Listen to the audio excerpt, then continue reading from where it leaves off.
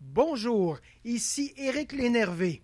Content de vous accueillir à cette nouvelle capsule Métier Express. Allons rejoindre notre collaborateur Michel Pellerin en direct de Québec.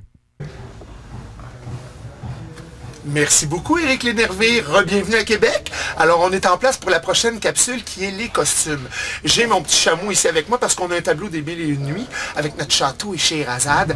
Alors, on a décidé de mettre des gens dans des chameaux puis se promener pour créer l'ambiance autour des Mille et une nuits. Mais pour faire les costumes, c'est super important. Le concepteur aussi doit préparer les dessins. Alors, si je décide que j'ai un char de Robin des Bois, que j'ai besoin de Robin des Bois, comment je vais l'habiller? Ça va être quoi l'équipement qu'il va avoir avec pour pouvoir danser dans la rue?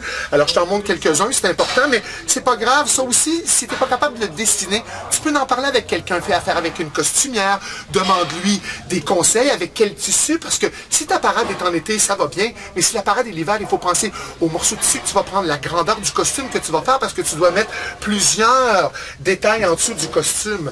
Mais on réussit quand même à s'en sortir bien. Alors ici, on a un fou du roi qui est dans la parade aussi, parce qu'il va avoir plein de châteaux et plein de choses, et aussi des gardiens du château. Alors, on a ici des chevaliers. Alors, c'est super important de tout voir ça. Moi, c'est parce que je le vois dans ma tête. Je veux le mettre sur papier pour que les gens puissent le voir. Mais tu peux aussi l'expliquer. C'est pas compliqué. Puis, tu griffonnes un peu. Tu vas chercher des morceaux de tissu. Tu mélanges ça ensemble pour avoir la coloration aussi qui va pouvoir aller avec le char allégorique. Ça, c'est super important.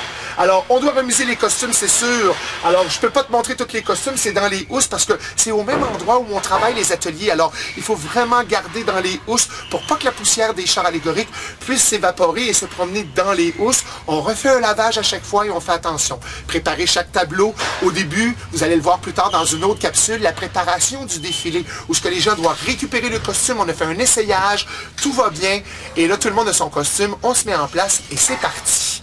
Alors, on va pouvoir parler d'une autre capsule. On va se revoir plus tard. Et puis, je retourne à Montréal. Je vous fais des beaux bisous.